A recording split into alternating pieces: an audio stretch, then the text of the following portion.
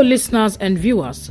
Welcome to Kaduna State Ministry of Education Radio and TV e-learning program designed for our SS3 and other students staying at home due to the coronavirus pandemic.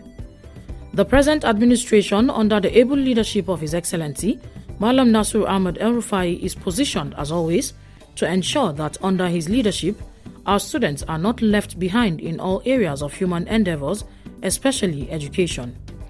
Kaduna State is the center of learning. Therefore, we want to ensure that our students excel in their forthcoming examinations and beyond. Students and other learners at home are given this opportunity in order to continue learning, as education is a continuous process. Different subjects will be taught in this program to assist students to perform excellently in the forthcoming Senior School Certificate examination being conducted by NECO and WAEC as soon as schools reopen. Teachers making presentations will always provide their names and phone numbers during each presentation, and they can be contacted for questions, further explanations, and/or clarifications.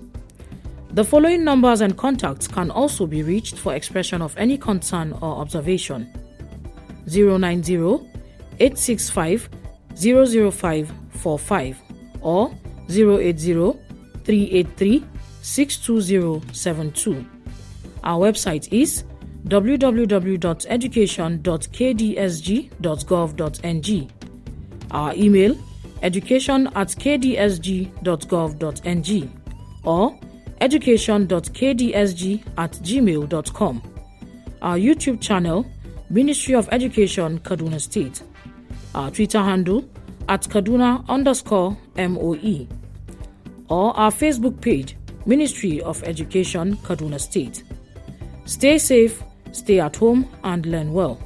Thank you, happy listening, and happy viewing. Hello listeners and my learners. Welcome to Home Management class. My name is Saratu Ishaya, and today's topic is money management. What did I say? Money management. Now we'll start with the definition. Money is a very important material resource which we use to buy most of the things we need.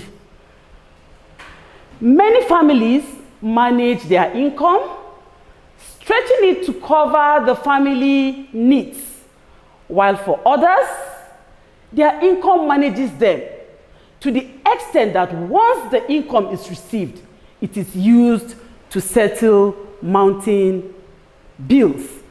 Now, what am I trying to say? As we all know, we have human resource, and then we have what we call the material resource. Now, money is a material resource because we actually work for it. It's not in us. No human being can walk about and say his name is money or he makes his money. So we actually work for this money. Now, you find out that a lot of families are trying to work hard to see how they can meet their family needs. While others, the moment they just collect their salaries, honestly, it is very difficult to meet all the mounting bills in the home. So it is very important then for us to know how to manage our money. Now it means money management, therefore, is an organized process of allocating or using money to achieve specified goals. When we say organized, it means you don't just collect your money and use it anyhow. You have to actually sit down and organize it. How do I use my money so that at the end of the day, I'll really come out happy? And when we have all these goals, that is, those goals are actually the needs of the family. We have needs and we have wants, but our needs are actually more important. So we have to think of a way of managing our money so that we'll be able to meet the family needs. Now we'll go to the principles of money management. The first thing is ensure that expenditure is within the limits of your income. Now, what does that mean?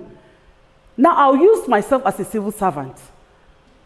Let's assume my salary at the end of the month is 50 50,000 naira.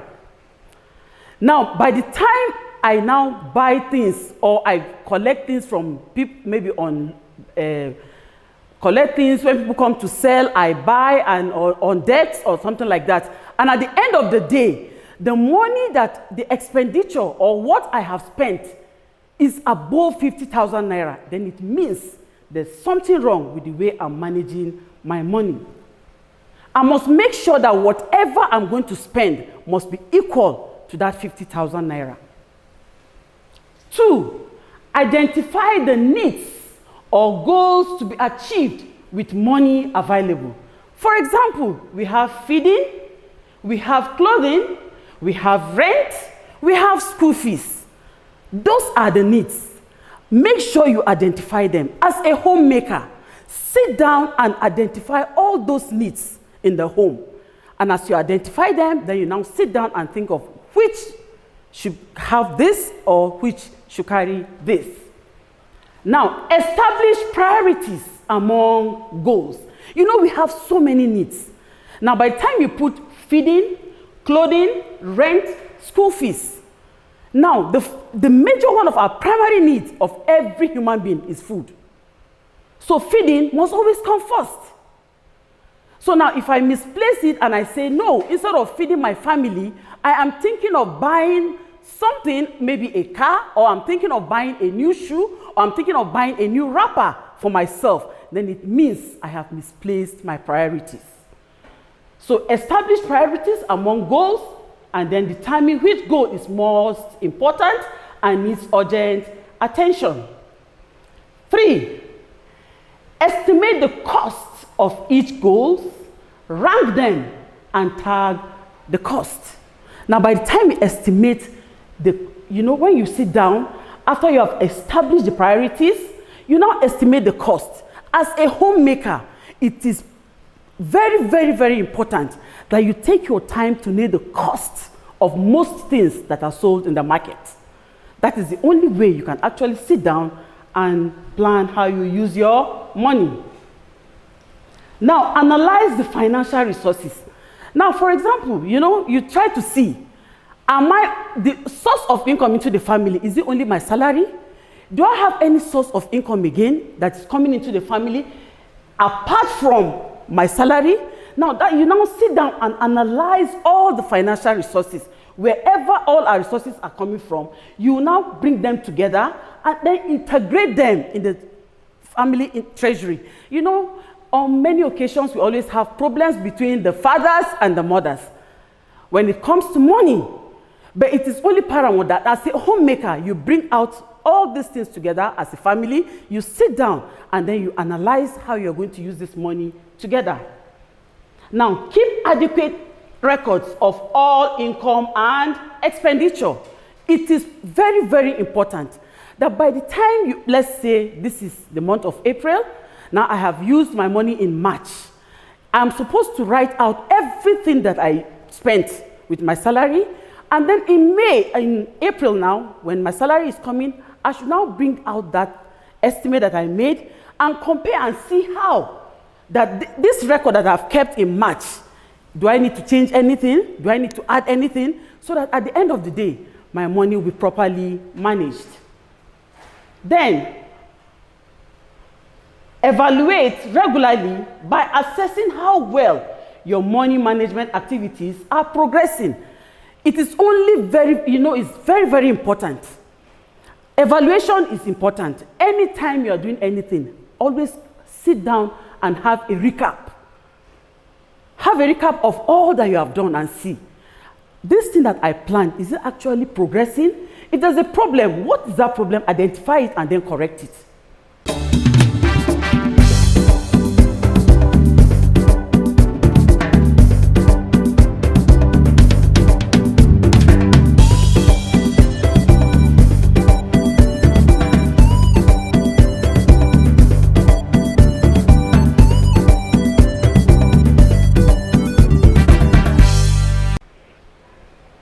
Now, the next topic is family budget or household budget. Wherever you see family budget, it's the same thing as household budget. Now, what is family budget? A family budget is the plan for future expenditure of a given household. It represents the first step in money management. Now, the moment you have a family budget, that is the first step in money management. Now, what are the advantages of household budgeting? Now, the first one, it will help avoid the use of limited family money on items that are not important. Yes, because the moment you sit down and you actually bring out all the needs of the family and you now give them a cost, just like I said, and then at the end of the day, those things that are not important, definitely you will not spend money on it. So it will avoid the use of that limited resources that you're getting to be spent on things that are not important.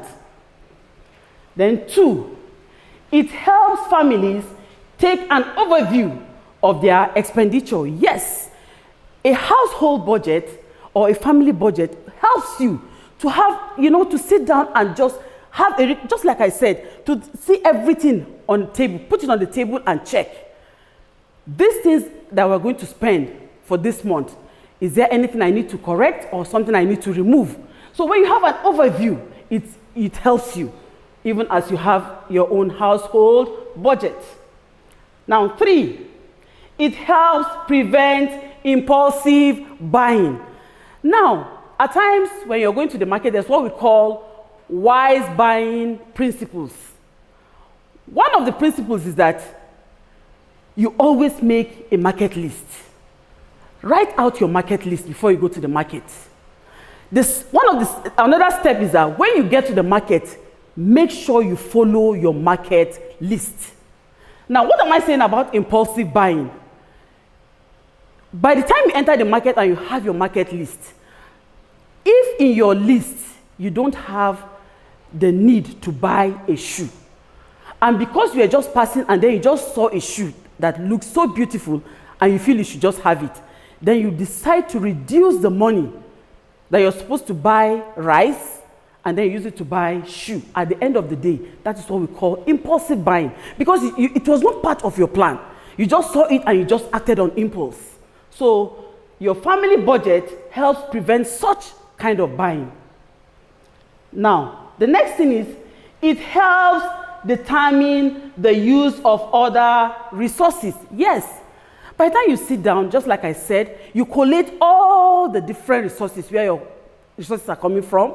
When you sit down, you now merge it together, marry everything together into one treasury, and then it will help you to now determine the use of that resources. Then lastly, it can provide a way of training children in the use of money. Yes, as a homemaker, the moment you learn to make a family budget, it helps your children to understand what it means to most of our children are in school. But let me just say an example. Let's say your child is in the university and he has always seen, or she has always seen, how he and the parents have always been out bringing out their household budget. By the time you get to school, you will not just go on impulse and buy things that are not meant for you, but you actually sit down and say, this is what my parents have given to me as pocket money. What and what do I need? When he sits down or she sits down to prioritize these things, then the child will actually know that he or she has actually learned from the parents. Now, what are the steps in making a budget? 1, list all the commodities and services. Now, commodities could be the food items you want to buy. Now, services could be maybe your light bills, your water bill, and other things, other maintenance in the home. Now, you list all these commodities and services needed by the family members throughout the proposed budget period. If your budget, if in your family you want to make it yearly, fine and good. If you are very comfortable with it and you are sure of the source of income, you could decide to make it a monthly budget. If you want to, you can also make it a weekly budget. Just make sure the budget is within what you can actually achieve at the end of the day. So you should list all the commodities and then services needed by family members throughout the proposed budget period. 2, make an estimate of the cost of needs. Now remember I said, as a homemaker, it is very, very, very important for every homemaker to have an estimate of cost of items in the market. Have the cost of some of these services also that you can get, that people render in your family. It is very, very, very important for us to understand and estimate the cost, because that is the only way your budget can actually be actualized. Thirdly, estimate the total expected income for the planned period. Now, you have to sit down as a family. Like I said, is it direct income or indirect income? Are you getting it only from your salary or your wages, or you have other sources of getting your income? Now, by the time you know that, you now estimate the total expected income. Be sure that at the end of the month, this is what the family will have as income. Now, bring expected income and expenditure into balance. Like I said, if the income at the end of the month will be 100,000 naira, your expenditure must be 100,000 naira. That is, whatever is coming into the family must be equal to what you are taking out. Your account should not be in red. Then check to ensure that it is likely to succeed. Yes, have an overview. Sit and bring it out, and now look at it. If this income we are talking about, you are sure that nothing will go wrong, and you are sure of achieving it, then fine. Then it means your steps have actually been taken properly. Now we'll have an example. The following is an example of a budget for a family that has a monthly income of 100,000 naira only. Now we have columns, different columns. The first column is the family needs. The second column, percentage of family income budgeted. Then the third column, amount. I'll take it again. The first column is family needs.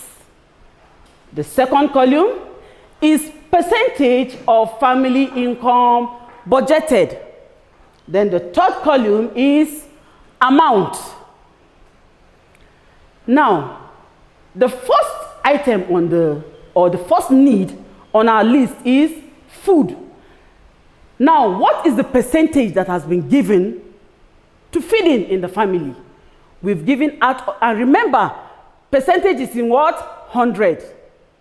When we say percentage, we mean 100%. Now, we've given feeding 25%. Now, remember that the total money that we are expecting into the family, that is the income, is 100,000 naira. And we have given feeding 25%. Now, at the end of the day, how do I know that this 25,000 as an amount that I've written here is correct? How?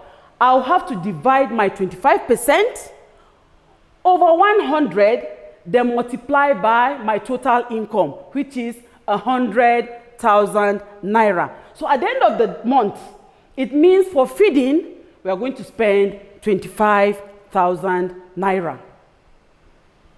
Then 2, we go to transport. Transport, we have now given it 15%. You know, children have to go out to school. Even if you are fueling your car, you have to put it in your budget. How many liters do I need per week, and at the end per month? And then I know an estimate that I need at the end of the month. Or if I'm dropping the children in school, I'm supposed to actually know what the transportation covers. Or if they are going on public transport, it should also be included. Now, transport has been given 15%. So at the end, if you follow the same calculation again, 15 over 100 times 100,000 naira, it will give us 15,000 naira for transport. Then for health, it also has 15%. And at the end, the amount is 15,000 naira. Then we have education. For education, it could be maybe so many things that maybe the children might need in school.